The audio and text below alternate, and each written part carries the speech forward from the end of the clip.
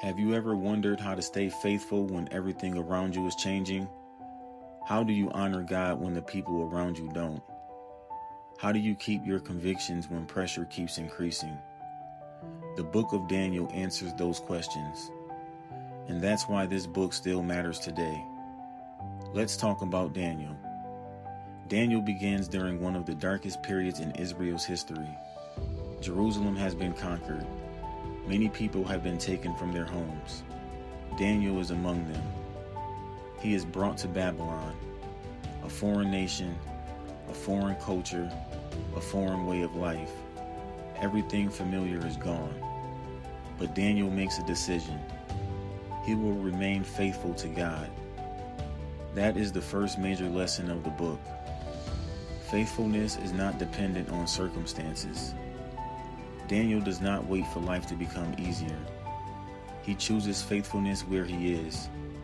As time passes, Daniel gains wisdom and favor. Not because he is the most powerful man in Babylon, not because he controls the kingdom, but because God is with him. This reveals one way God works.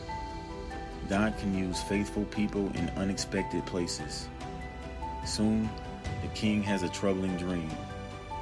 None of his advisors can explain it.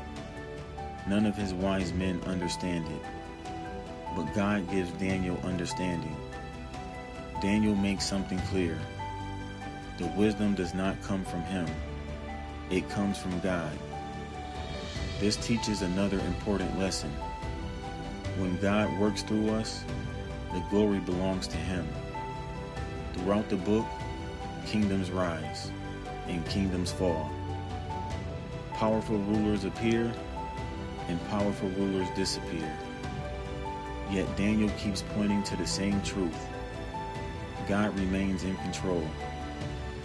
Human power looks permanent, but it never is. Only God is eternal. One of the most famous stories in Daniel involves three young men, Shadrach, Meshach, and Abednego. They are commanded to bow before an image. They refuse. The consequence is a fiery furnace, yet they remain faithful. This part of Daniel teaches something powerful.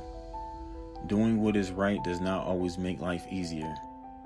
Sometimes faithfulness comes with a cost, but God is present even in the fire. Later, Daniel faces a test of his own. A law is passed that targets his prayer life. Daniel knows the danger. He knows the consequences, but he continues praying. Not because he wants attention, not because he wants conflict, but because prayer was already a part of his life. This leads to one of the most famous moments in the scripture. Daniel was thrown into the lion's den, but the heart of the story is not the lions. It is trust. Daniel trusted God before the den. Daniel trusted God inside the den. And Daniel trusted God afterward. The second half of Daniel contains visions and prophecies. Some are difficult to understand. Some have been studied for centuries. But even when details are debated, one message remains clear. God sees the future. Nothing catches him by surprise. Nothing happens outside his knowledge. Daniel repeatedly reminds us that history is not random. God is still working. If you want to understand Daniel simply, remember these 4 ideas. Remain faithful, trust God in difficult places, give God the glory, and remember that God is still in control.